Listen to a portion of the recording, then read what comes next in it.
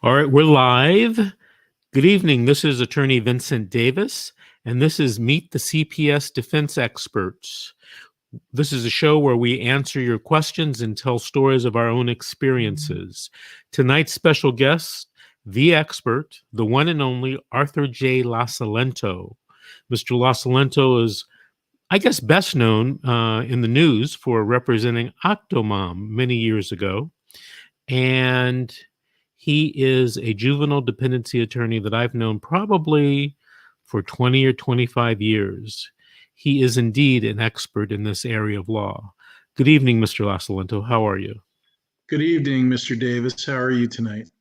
Good. For those in the know or that know Art, it's all right to call him Art. He doesn't go by Arthur. He goes by Art.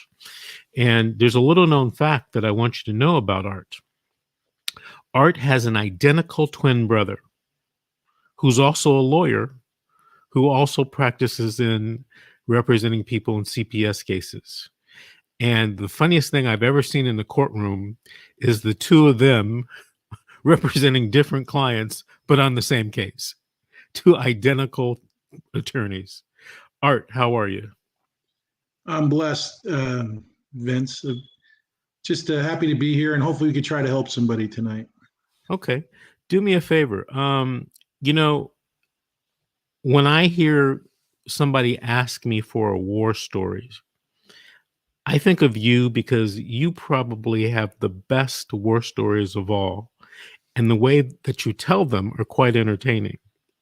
Why don't you tell us a war story that involves CPS and representing people in a juvenile dependency case? Well, I just want to say to any parents out there, the key is to try to get representation where you don't give up and you try to get the best professionals, experts you can. One of the war stories I had was a very big case with lots of medical experts, and I can't mention the county or this it was in, but it was a case where the parents were being falsely accused of medically neglecting their children by taking their children to doctors. And all the regular doctors couldn't diagnose the problem. Finally, we got a renowned geneticist from around the world who found a rare condition which showed that the parents weren't being neglectful. They were actually trying to take care of the child's special medical needs that the doctors, the nurses, and all the medical professionals couldn't even diagnose. So a lot of times, and I think Mr. Davis can tell you this, we see cases where the alleged so-called experts say the parents have hurt their children or they're neglecting their children, and the expert is wrong. So the key is you want to get attorneys who have experience and have access to experts that can defend you adequately so you don't lose the case, not because you did anything wrong, you just didn't have the right people to help you. So like in this case, we had to get experts on Munchausen syndrome, experts on genetics, experts on a rare condition called EDS. And it's critical that you have to fight through it. And the key is you don't want to be in a situation where you lose your children forever because you didn't do the due diligence and get the experts to hopefully give the court the right information and not misinformation about a parent allegedly hurting their children. So I think some of the worst war stories Vincent and I get are the ones where parents are accused of medical harm or neglect based on an expert who hasn't reviewed all the records, hasn't read all the reports, and they say the parent's story is not consistent with the injuries. And we see a lot of those. And the key is to get the right doctors, get the right evidence, get the police reports, and then try to show that the allegations are not true, because the system is geared to trying to wrongfully destroy the parents, because in the process they're trying to protect the child, they can destroy families. So it's important you keep fighting and get the experts and the representation you need. Let me ask you something, Art. What do you think is the incentive for CPS going after parents the way they do, even when there's no case or a weak case?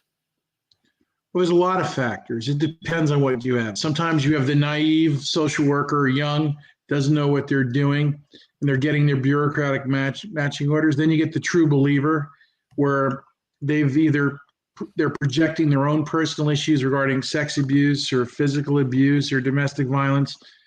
And then you just get the lazy workers sometimes that are, I hate to say, I'm not saying all workers are this way, but they're humans and they have their failings. And a lot of times they project their issues into the cases. And it's normal for a parent to get upset when the government comes into your family life and tries to take your child or children away and interfere with your right to parent and your right to privacy. I mean, parents are going to get upset, and then you get vindictive workers, so contempt of social workers. And so it's critical from the inception. I think Mr. Davis does an excellent job of this. Is at the beginning of an investigation, you don't go it alone. You get someone like Mr. Davis or myself or someone who has experience from the investigation stages to avoid the situation turning into a total nightmare. Art, over the years, we've done cases against each other. We've done cases with each other. And I want you to tell our audience, what's probably the strangest thing that you've ever seen in any case, in any CPS case? I want to be polite because there might be young people listening. There are things that in truth is stranger than fiction. There's things actually on this show I can't even talk about, horrible things that you wouldn't want to mention. But we've seen so many strange things where, as to one case where, like I said, there's things I really can't tell. I mean, when I was a young attorney, one of the first cases I got was, a child being born in a bathroom, and I won't even tell you where and how, but you get these horrible stories sometimes. And there's other stories where parents have done nothing wrong, and then they're being falsely accused in family law situations. They're being accused of sex abuse or physical abuse to get an advantage. So you get these situations where you really have to delve into the facts and look into them, because on the surface they can look bad, but if you investigate it, you'll see some kind of motivation or sometimes even false evidence. Here's a question. I missed it. Here's a question from Bella Mosk. Do you have appellate experience, Art/Vince? So Art has a lot of experience. Why don't you tell us the extent of your experience, Art? Well, one attorney said that I came out of my mother's womb with a writ in my hand. They accused me of that. But yes, I have, as a trial attorney in juvenile court, you have to do mandatory writs, which are emergency appeals. I've done numerous writs and appeals since 1994, and Mr. Davis as well, because a lot of times, unfortunately, with the judges, you have to seek appellate relief to protect your client's interests. So I think part of in this practice is you got to be able to go to the Court of Appeal. And I think Mr. Davis knows we've had a couple of cases together where I had to get 2 writs in a few weeks. I won't mention the case or the county, but I had to file 2 writs, which is an emergency appeal, to get the trial court overturned to get the right thing done. And in the Octomom case, I actually, in the trial court, both times, the trial court ruled against me, and I had to get 2 writ of mandates to overturn those decisions. I was on that case where Art got those 2 writ of mandates to overturn a trial court judge, and it was simply fascinating. It warmed my heart. I didn't think he had a chance. I didn't tell him that, but I didn't think he had a chance, and he won those appellate writs. It was a sight to see. And Bella, just to answer your question, yes, I do appellate work as well. So if I'm ever representing you and we get a bad decision, what I tell my office and what I tell my clients is sometimes we got to just take that up on a writ or an appeal, because if you don't, a lot of judicial officers will, I don't want to say take advantage of the situation. But if a judge knows that you're going to take a writ or appeal, I think they're very careful to make a record and try to make the right decision. I was taught that by an old juvenile dependency attorney when I first started doing these types of cases about 30 years ago. His name was Theo Goodwin. Do you remember Theo Goodwin, Art? And he was he was an attorney's attorney and he was an excellent attorney. And under the old court-appointed system that I started on, you had to have a mentor. They don't have that today, but you had to have a mentor. And Theo Goodwin was one of my mentors, and he was a great attorney. Art, tell me this: have you ever appealed a case to the California Supreme Court or the United States Supreme Court? I've appealed to the California Supreme Court. I have not done the U.S. Supreme Court at this time. No. Okay. So here's a question from Elvis Reed. Elvis says, do you request an appeal to the judge or your lawyer? So what do you do, Art, here in California? Well, first off, if you're in the middle of a case and you have an attorney, you don't generally appeal to your judge. You appeal to the Court of Appeal. Your attorney has to file, if it's an appeal, you file a notice of appeal. On a civil case, you have to designate documents. In juvenile court, when you file the notice of appeal, you'll have the court hearings and the record will be prepared. And then you can even get potentially, if you qualify, court-appointed appellate counsel, or you could retain privately your private counsel. It depends on your financial situation, what you want. So generally in juvenile dependency, you file a notice of appeal. Now there's exceptions to that, as far as there's a couple of times you have to do what they call extraordinary writs. Writs are emergency appeals when a case has to be fast-tracked to a termination of parental rights hearing or adoption hearing. So those have to be done within 120 days, and it's up to the trial counsel to file the notice of intent, usually within 7 days. Now, if it's the client's not there, it could be a little longer, but generally 7 days. And then it's up to the trial counsel to file it once the record's done within 10 days. So these are expedited proceedings. So you need to talk to your trial attorney in juvenile court about what your rights are regarding appeals and/or writs. All right. By the way, Elvis just posted this. He's in Canada. So I don't know if it's similar to here in California, Elvis, but definitely speak to your attorney or seek a second opinion. All right, Elvis, here's a question, good question, from Jackie Navarro. If parental rights have been recently terminated, what options do parents have? So, Art, let's assume this case is in California. What do we do? Well, hopefully it's California, because for the record, I can only give legal advice in California on this. It's important that you talk to your attorney about your appellate rights. Usually you have 60 days from the time your parental rights are terminated to file your notice of appeal. If you don't do it within 60 days, you lose your right to appeal. So it's time sensitive. You don't wait around. Generally, courts are supposed to notify parents of their appellate rights when they terminate parental rights. So that's critical that, number one, you know your rights, and number two, you timely assert them, and number three, you properly fill out the form and file it so that you can do that. Also, if you can't afford an attorney, there's appellate defenders and California Appellate Project that are appointed in cases where a parent who's fighting the termination of parental rights or other legal issues can get free appellate attorneys to help them fight for their parental rights. Okay. And by the way, Jackie just posted, yes, she's in California. You know, I have a question for you, Art. I was discussing this last week with someone. What if I go to the hearing, the 366.26 hearing, and my rights are terminated, and I file a notice of appeal? Do I still have the right to file a 388? There's the statute says once your parental rights are terminated, you generally cannot file a 388. But when I file a notice of appeal, doesn't that stay the termination?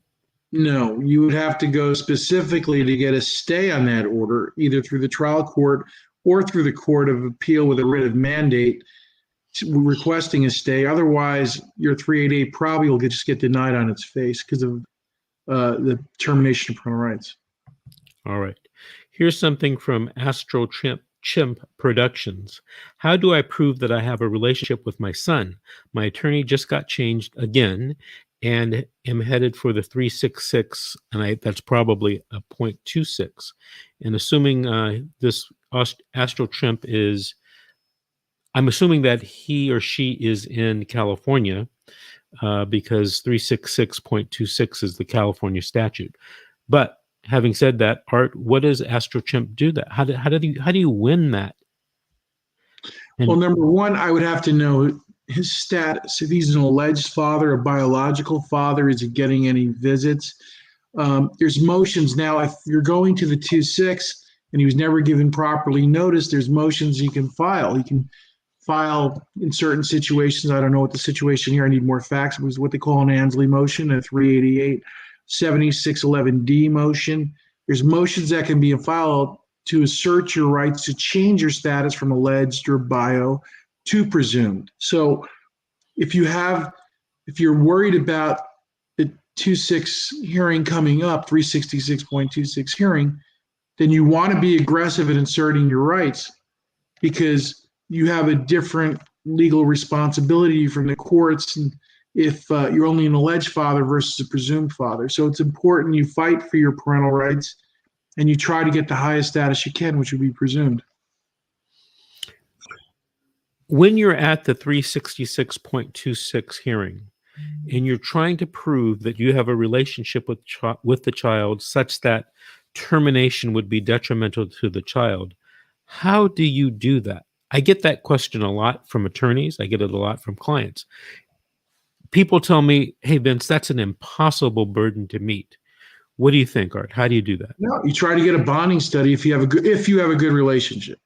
Now, there's a case that came out of San Diego years ago, which is great, which stopped the termination of parental rights because you have to show that the child's need for adoption is outweighed by the benefits they'd receive from the parental relationship, and it would be detrimental to the child to terminate that relationship.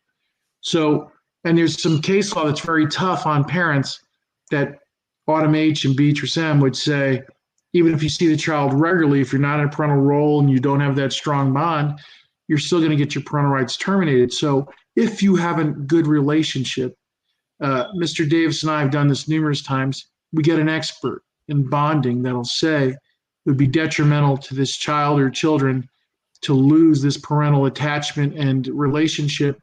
And I think Mr. Davis and I have both won a number of cases that way when the odds are stacked against you because adoption is a preferred plan. Courts try to move these cases along quickly, mechanically, and it's important you get the right evidence and experts to show the court, no, this shouldn't happen. This is going to hurt this child or children for the rest of their lives. You got to stop this. Now, you talked about bonding studies. Have you ever, I want to ask you two questions. Number one, when's the best time that I should ask for a bonding study? And number two, have you ever seen a judge ignore a bonding study that says, yes, it would be detrimental to terminate rights? So tell me, the first one, when's the best time to ask for the bonding study? As soon as you can. If they terminate reunification services, it's one of the first things I request. Because if you wait too late, there's going to be latches and you're not going to have it, and the court's not going to delay the 360.26. You do not wait. So if you're a parent and they terminate your reunification services, the right to get your child or children back, you need to do that right away and have your attorney request what they call a court-ordered evidence code section 730 bonding study. This way the court, and if you can't afford it, the court can order it. And you do that right away at the 366.22, 21E, or 21F, whatever the last hearing is, which is before the 2-6. And have I seen courts ignore bonding studies? Yes. And what is the main reason, do you think, that a court would ignore a bonding study? After all, it is an expert, who has interviewed these people and written a report and generally has some type of professional license like a psychologist? Why do courts sometimes ignore the bonding study? Sometimes it's not ignoring, they don't give it the weight they should properly, in my legal opinion. And then sometimes the judges are busy and they don't have a lot of time to hear from an expert, and they know adoption is a preferred plan, and they don't allow what they should sometimes. Now I've seen other judges give it the highest consideration because it is such an important hearing. All right. All right. We have a question from Jackie Navarro. For parents who are pro se and parental rights have been recently terminated, must they file a notice of intent with the juvenile court if they are planning on appealing? Okay, Art, a lot of people get this screwed up. Tell us all about this.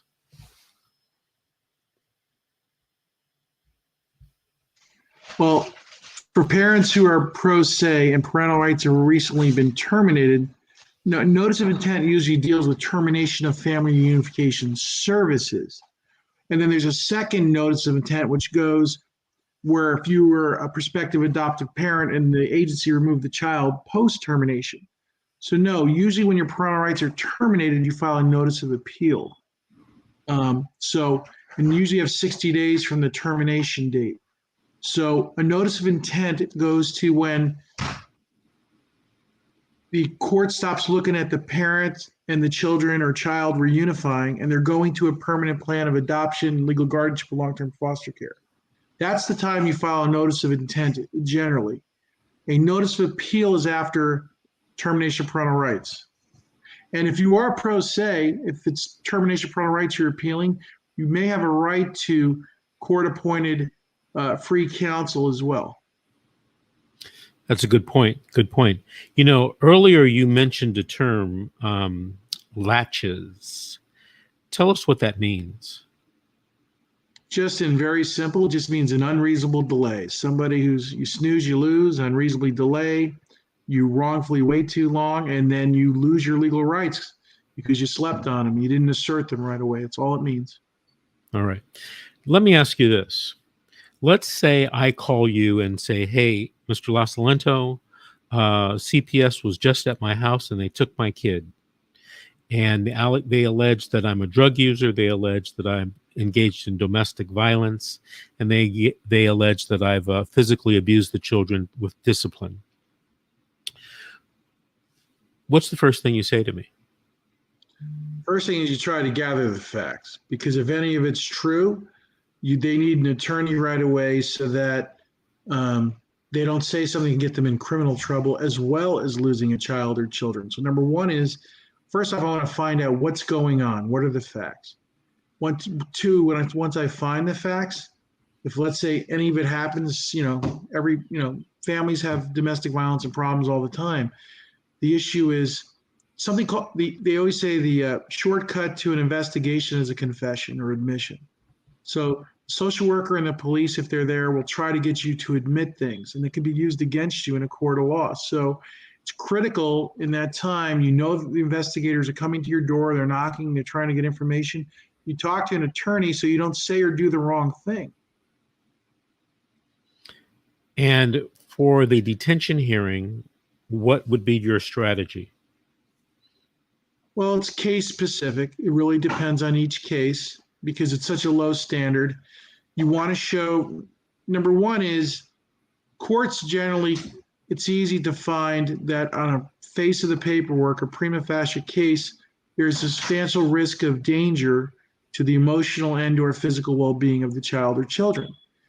But where a lot of courts screw up on this, in my opinion, is they forget the second part, which is are there any reasonable means to prevent removal?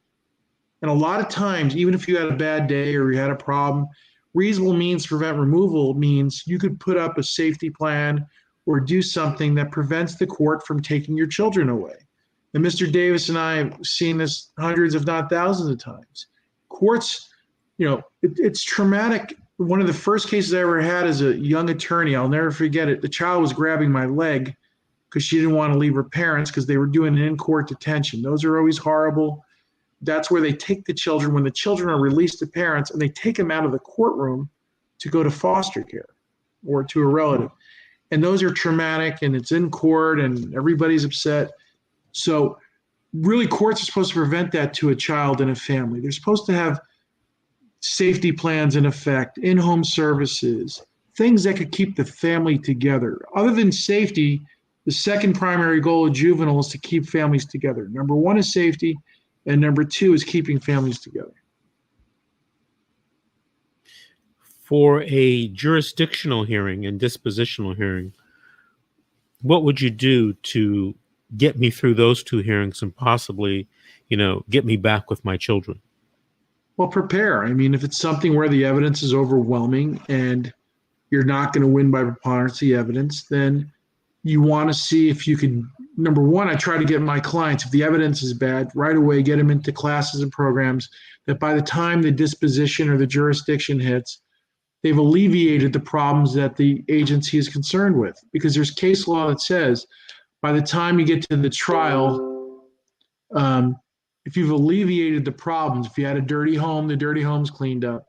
If, let's say, you had alcohol problems, you're testing clean alcohol with breathalyzers or scrams, there's things you can do to show, Your Honor, there's no risk to my children. I've alleviated these allegations. It's not an issue today. Well, let me ask you this, because I get this sometimes. I, as the father, have been accused of drug use. And I tell you, Mr. Lasalento, well, I used meth at a party last month, but I'm really not a drug abuser. And I want you to fight to get that allegation against me thrown out. What do you say to me? First off, I have a confidential communication. I want to know the truth. If I had you go do a home test on our own, private, confidential, would you pass? And then, depending on what if I say maybe, maybe not? Well, then I have my client do a confidential one that nobody knows about, and then I'll know what comes out in the test result. And if I know it's clean, then I would give it to the social worker. If it's not clean, they're never going to hear about it. It's confidential work product between myself and my client. What if they accuse me of domestic violence and I tell you, hey, all we did was yell at each other. There may have been a little pushing back and forth. It was all her fault, not mine. I was protecting myself. What do you say to that? I tell them, as far as the low standard that you may have looked at your spouse cross-eyed, you could be in trouble. I'm joking around for the record on that. But the issue is they're going to consider it domestic violence. It's a very low standard in these courts. They rely on studies that show that domestic violence in any form can be emotionally abusive to a child. So I tell my client that sometimes maybe have a cooling off period, separate so the child or children doesn't get removed. I tell my client not to talk to anybody without me there so that they don't make an admission or say something that hurts them that could be used against them in court, such as I pushed her and it's all her fault, because in court, the attorneys and the judge are going to be all over that spouse for minimizing and denying that physically pushing your spouse can be domestic violence in this state. Okay. Now, what if, my kid is 5 years old and the kid says, well, yeah, daddy whoops me with a belt. And I tell you, Mr. Lasalento, I've never hit the kid with a belt. How do you deal with that at the time of trial? Well, number one is you do discovery and you want to see if there's photos, if there's bruises, if what the forensic and the medical exams show, because that's important. Because if that's there, then we get our own experts to see if the alleged injury or bruise is consistent with a belt. Or, I've cross-examined 4-year-olds as to what color is the belt, what size is the belt, how many times you hit him, look at the child's statements for any inconsistency. So it's important you get the details and you do the discovery, any police reports, CAN exams, forensic interviews, you get all of it to see if it's true or not. You bring up an interesting point about cross-examining children or putting them on the stand. What I'm finding in a lot of cases that, I've always known this, that people don't like you to call the children as witnesses. It started off with the minors' attorneys balking, then maybe the other parents' attorneys, and then now the social workers and the social workers' attorneys balk at it. And I always believe that if you can't cross-examine, quote unquote, your accuser or a percipient witness, you're really in a bad way evidentiarily in the case. And now there are some cases that have come out that have been applied to the jurisdictional and or dispositional hearing that, maybe we won't allow the minors to testify or to be examined. What do you think about that, and what do you do about that? I fight those tooth and nail because a lot of times a social worker is doing leading or suggestive questioning. There's undue influence sometimes in a divorce situation. There's so many outside factors. Sometimes a child has a vivid imagination. Sometimes they have a Me Too philosophy. You can go to so many reasons why a child or minor might make an allegation of abuse. I fight it. There's a case called Amy M. that says you have a due process right to cross-examine a minor, especially when you don't have access to the child. Now, they like to use for the 2/6 the Jennifer J. case, I believe it is, which talks about at the time of termination of parental rights, they have to show to be psychologically detrimental. And in that case, they had a psychologist or mental health professional and said the child would suffer a severe emotional detriment. They had to testify. So I've had to fight that. I've had so many fights over that for years, I can't even count. And judges sometimes want to protect the children and not give them a shot, but it's not fair to a parent who's then could be falsely accused of sex abuse in a divorce or domestic violence in a tough marital situation. So I think it's important that an attorney fight for having the child testify sometimes and not just give in to the pressure of the courts not to have the child testify at times. Okay, here's a question. That's a very general question, but I think it's an important question from Ground Zero. And he states, or she states, that's how they win a majority of the time. They do not use facts in this country. What do you think about that, Art? I think nowadays, and just as a general, layperson, Arthur J. Lasalento, non-attorney opinions are being determined to be facts. And I understand that broad statement. That I think, unfortunately, people are not as critical in their thinking, facts versus opinion. So I agree. It's, in this country, we're becoming so much that arguments are based on opinions, not on facts. Okay. April Lynn asks, are the social workers allowed to interview children altogether? What do you do if that happens? Generally, they're supposed to separate them. They have their protocols. What you should do is, and Mr. Davis is good at this too, they're trained to have protocols on their interviewing techniques and processes. Generally, they're supposed to take the child in a room alone, so there won't be anybody or anyone else influencing that child. And sometimes an older child or another child can influence the child's response or answer, not even by saying a word, just by conduct and being there. So, it's better a trained social worker does it the right way by the proper training and experience they're supposed to have. But unfortunately, they don't always do that. Okay, I want everybody that's watching to get a pen and a piece of paper, or pencil and a piece of paper, because our next question from Nat Saul. Amen, Art. What is your contact info? Art, let's give maybe your email address and your office number. Sure. My email address is alcatt72@aol.com, and my office number is 714-526-0450. 714-526-0450. Okay. I typed the his email address in the comments, and I'll type in his phone number, 714 what, Art?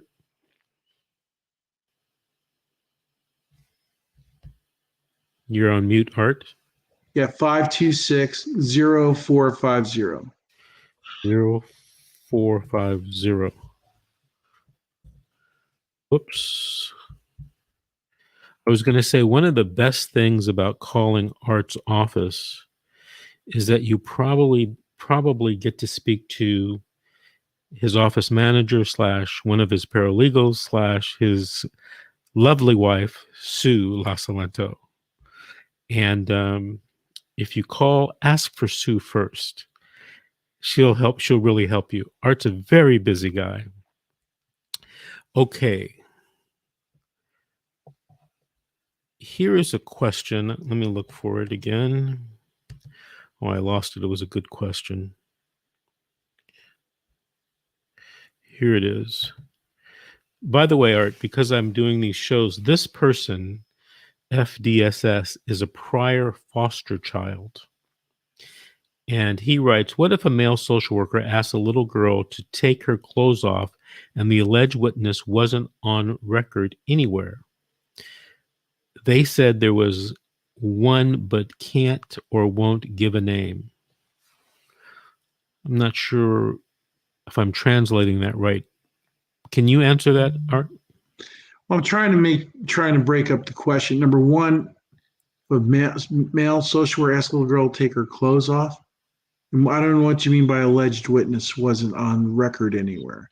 Yeah. Well, number one, if a male social worker interviews a child, there used to be records. There's something called delivered service logs, and they have an electronic system which is supposed to keep track of all the social workers' notes, interviews, records of their what they've done in the proceedings. So you can file a petition with the juvenile court and request all the records of the case, starting from the investigation on, all the social workers that had contact with the family, social workers that investigated or interviewed or did home visits or whatever. So you can request that through a petition you file at the juvenile court's clerk's window. It's called a Welfare Institute Section Code 827 petition. And with that, you could get records to see what social workers had contact with the family. I hope that's of some help. Okay, very good. Here's another question from Tammy. Is it a crime to be homeless? My daughter's in foster care because I'm homeless. No, there's actually case law on that. You don't lose your kid because you're either indigent or go to jail. There's actually case law that says that. So you're not supposed to lose your child. Now, that having been said, you need to have some stability and something safe. I mean, I've had a lot of clients over the years, especially in Los Angeles, that have had to live in shelters, domestic violence, or homeless shelters. But you have to have some stability. You just can't be in a situation the child's not in school or not getting medical care or there's not food for the child. Homeless itself is not a crime and you don't lose your children. However, not being able to meet the basic needs of the child could be a reason juvenile court gets involved. So you want to have something set up. You know, Art, years ago, when I was a court-appointed attorney in department, well, I won't name the department, but in Los Angeles County, I had a case where the children were taken away from the mother because of domestic violence, physical abuse, and drug use. And basically, the mother told me, well, you know, a lot of this is true. So she got family reunification services. And at the end of the 6-month period, she had done everything. I mean, a complete turnaround in the case. And the social worker wrote in the judicial review report, which they used to call the old judicial review report, the 6-month report. Now they call it a 21E report, status review. That the mother, that he would recommend that the child or the children, there were 5 of them, be given back to the mother, except she didn't have a home.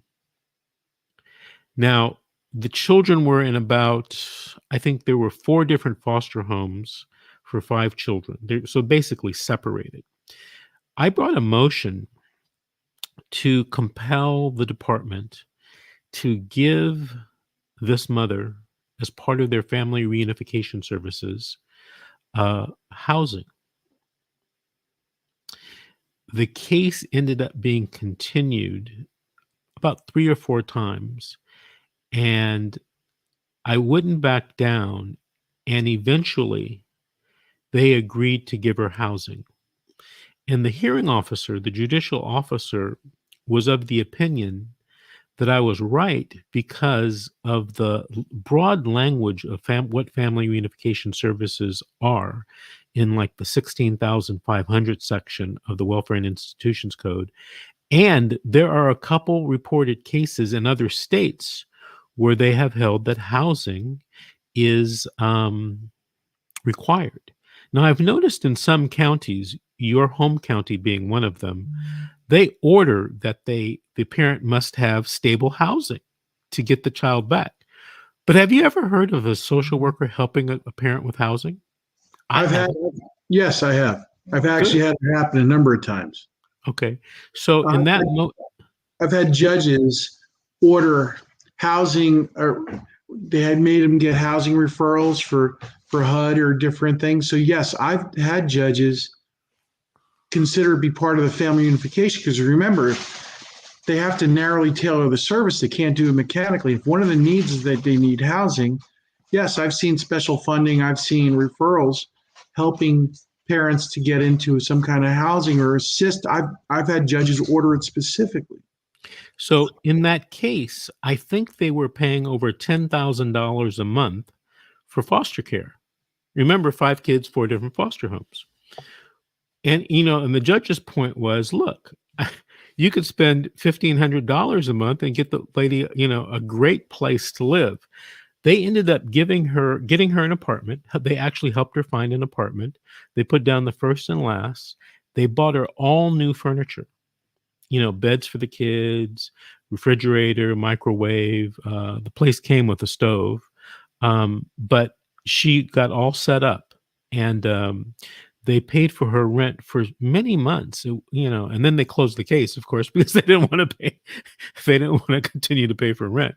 But Tammy, if you are in California or in any state in the United States, talk to your attorney about what family reunification services include. And I would argue that under federal law, if not under your state of California law, housing is one of those services that they have to provide. It's cheaper for them to give you housing in most cases than to keep the kid in, or the children in, some type of foster home. They at least have to make reasonable efforts to provide services to get you in a situation where you can get housing. And I've seen judges order that, and social workers have to take affirmative action to help the parents get a place to live by getting referrals or even vouchers, HUD. But I've seen it happen. There's a lot of, and I've seen some parents go to shelters, unfortunately, get their kids back in the case, get closed. I'm not recommending that. I don't like shelters generally, but it's better than being homeless, and then the minor's attorney and the county council fight you on getting your children back because you're living in a car or a van or something, and they feel it's not stable for the child. But you should try to get assistance through the agency. All right. Here's a question from Melissa. I went 6 months with only 1 hour visits, and they never told me of anything I should do until now. And disposition hearing is in 20, I guess that's days. What would you advise Melissa, assuming she were in California?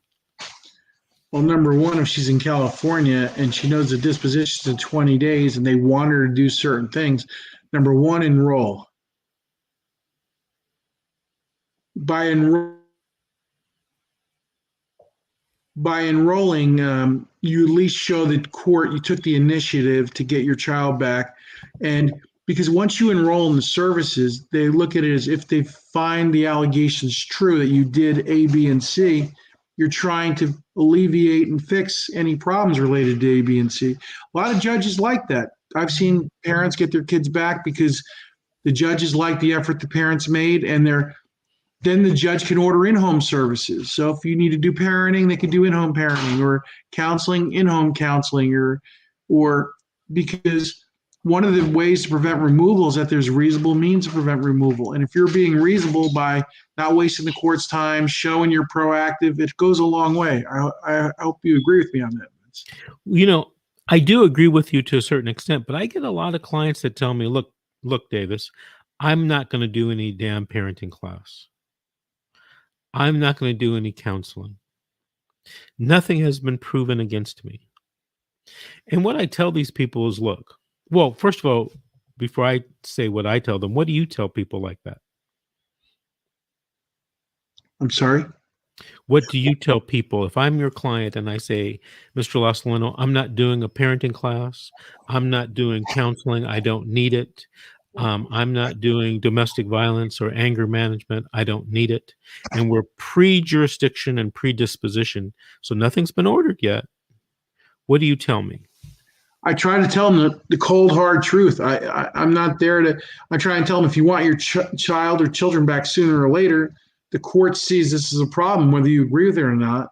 No, you may not be ordered to do it, but if you do it, then you'll get your child or children back quicker than waiting till you get court ordered in the disposition. Like this one case, 20 days. In 20 days, let's say hypothetically, this parent says, "I won't do it," or "I don't want to do it." Well, in 20 days, you have the disposition. The court could order you to do it, and then you're right behind the eight ball. So there's 20 days you could have been in services, and you're quicker on getting your family back together than if you delayed and fought it. Now, sometimes you should fight because they'll say there's a drug problem because someone once said to a social worker, "Yeah, I smoked a joint in eighth grade." And then they say they have a drug problem. We see that all the time on the interviews where somebody may have done something years and years and years ago, and they're honest with the social worker, and the social worker uses it against them. You could always go to trial on that. But the bottom line is, if you want to get your children back, sometimes doing the service, I tell them it's an insurance policy. Yes, we can go to trial and fight what you don't want to do. We can do that. However, if you do it, then at least the court, may give your children back sooner because they see you're cooperating with the court. Okay, here's a comment or a question by Bonnie Bay. If you fight, they said, if you're angry, if you do what they say that you admit, I guess it may be admit into having a problem. If you don't say anything, they say that you're not fighting enough. What do you think, Art? Well, there's a good case that just came out recently. I think it was Ma V out of Orange County, where it was a woman who was a domestic violence victim. And she, I think from what I remember of the case, she said she was basically a little bit of contempt of the social worker fighting with him. And I think in that opinion or another opinion, they talk about it's normal for parents to get angry with social workers getting involved in their private family lives and taking over and control. That having been said, you have to know who you're dealing with. And when you get angry, it does create problems because these social workers are human and they will get spiteful and vindictive. They'll write the reports against you. They'll make it more difficult for you. And that's one of the biggest problems in the system, vindictive workers who go after parents because they object to the way the social worker handles a case. And I feel for parents that have to deal with these workers that are vindictive. What's the best way you can suggest to deal with a vindictive social worker?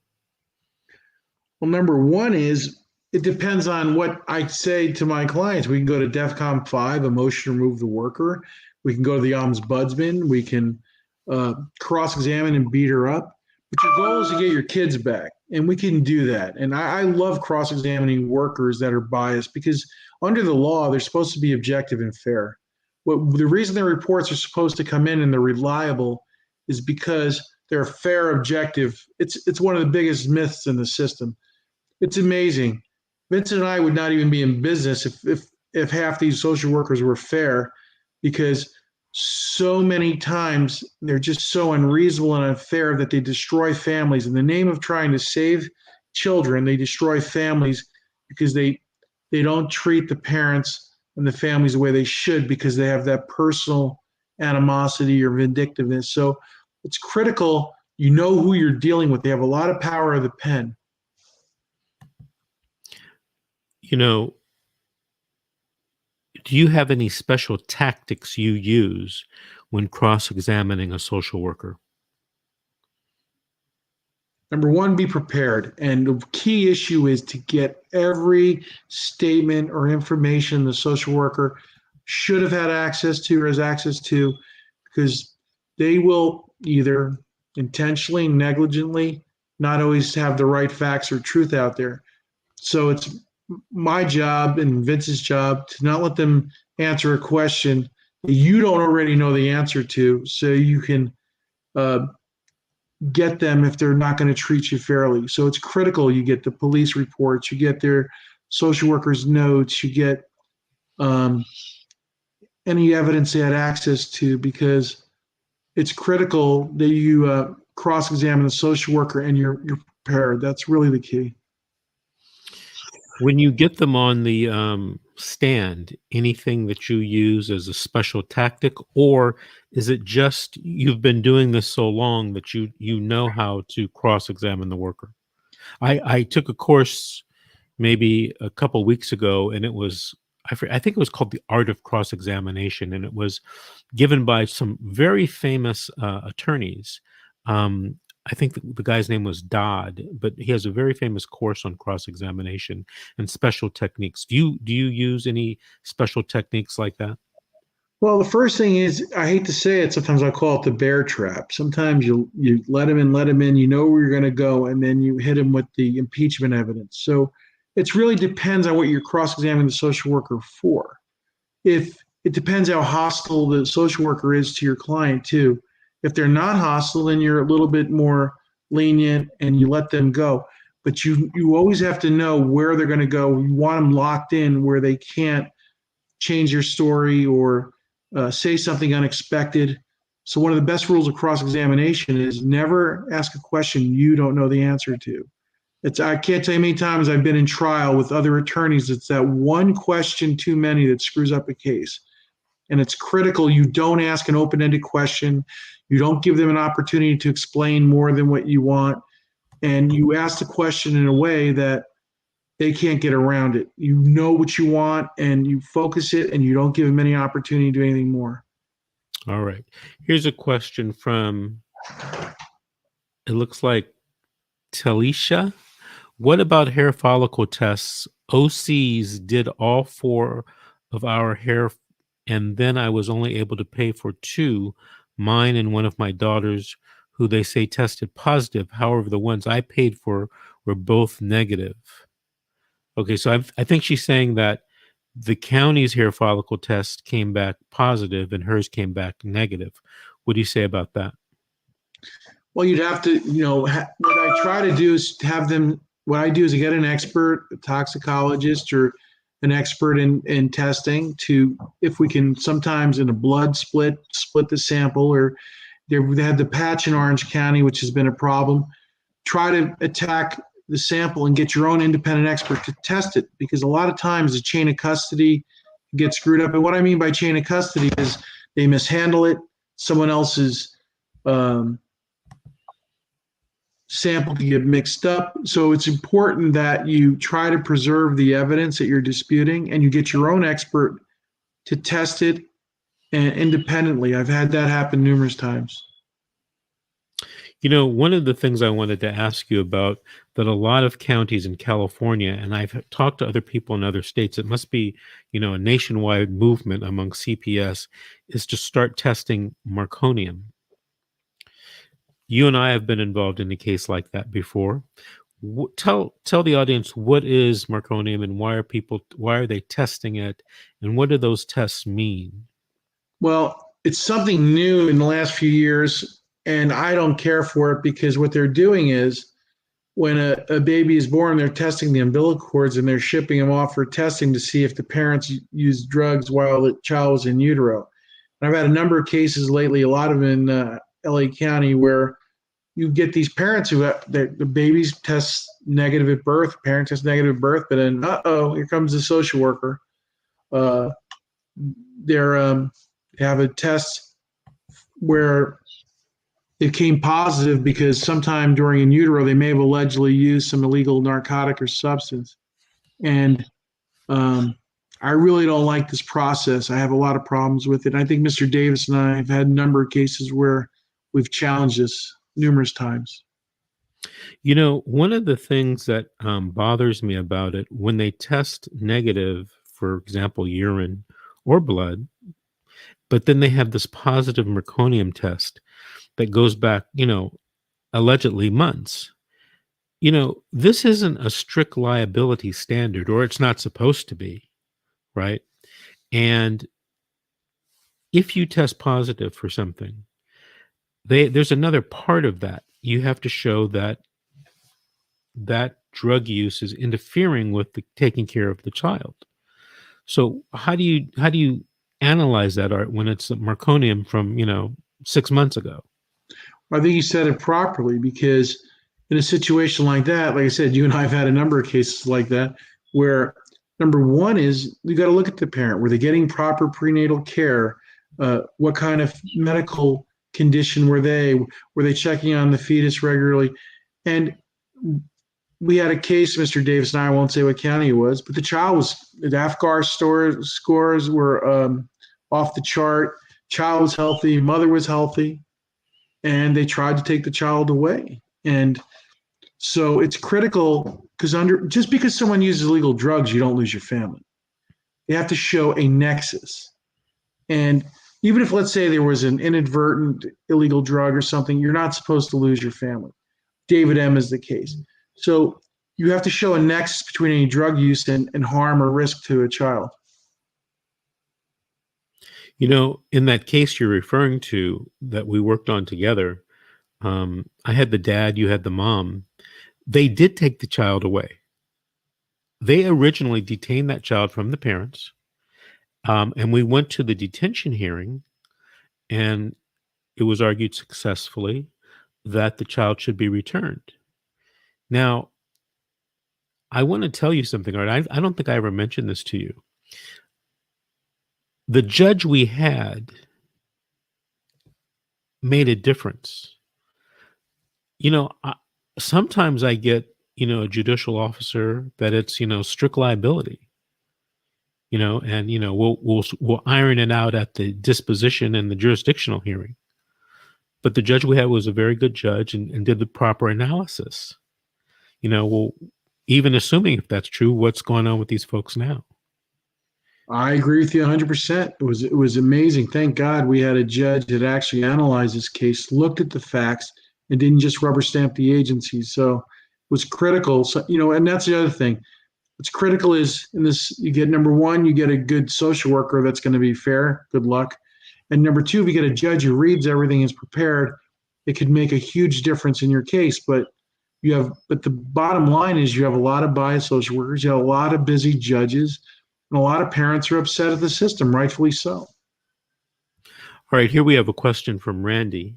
Randy says, my mother's side of the family is registered Cherokee Indian, and we were denied our rights. So tell me a little bit about ICWA, Art, when you have an American Indian child. Well, ICWA is mandatory. It's the number one area courts get overturned in by the courts of appeal, the trial courts. It's critical. The idea is to preserve Native American families, and trial courts have a hard time, and social workers have a hard time. There's a lot of published opinions on ICWA, the Indian Child Welfare Act, and the idea is to keep Indian families together. So anybody who's enrolled or is eligible to be enrolled in a tribe, do it. It makes a difference. The tribe can intervene. They could help you and your family. I can't tell you how many times in an ICWA case, when the tribe intervenes, it can make a difference. Make a lot of difference, because the standards are much higher to remove an Indian child than it is to remove, just a child who is not American Indian. I always thought to myself, Art, have you ever given this some thought? Isn't there some equal protection issue there? That Indian children are given preference when non-Indian? What? I just made that argument in a court with a multicultural situation where there was an African American family. The child was African American, was being adopted by a non-African family, and I argued in that case and in the Court of Appeal as well, I'm waiting to hear from it, that there was an equal protection type argument and that they weren't culturally sensitive. And parents need to know this. They're mandated by law, the agency and the courts, to place children in culturally sensitive homes. I've had cases with Muslims that were put in, or have an Orthodox Jewish that didn't get put in culturally sensitive homes.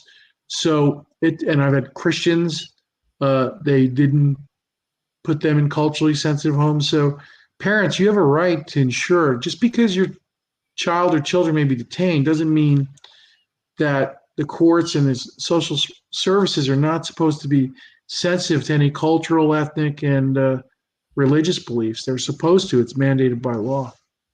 Interesting. I'm going to have to talk to you about that. I have a client right now who is from mainland China, and she has children that are in the system, and they're not placed with, an Asian family or a Chinese family. And she is extremely upset about that. Art, I want to thank you for appearing tonight. When we do this show, I always think of your name as being the expert's expert. Why don't you tell people your email address and your phone number so they can get in touch with you? Go ahead and tell us one Sure, more thank time. you. My email address is alcat72, Alpha Larry Charlie Alpha Tony 72 at AOL.com. And then please don't hold that against me. And my office number is 714 526 0450. 714 526 0450. And if you'd like me to help you, please give me a call at 888-888-6582, and we can maybe help you put your family back together. Art, thank you again very much. Tell your lovely wife, Sue, I said hello. And everyone watching, tomorrow night, we have a show hosted by myself and Aaron Carranza, CPS Family Reunification Coaching and Motivation. So tune in tomorrow night at 7 p.m. We'll see everybody later. Good night. Thank you.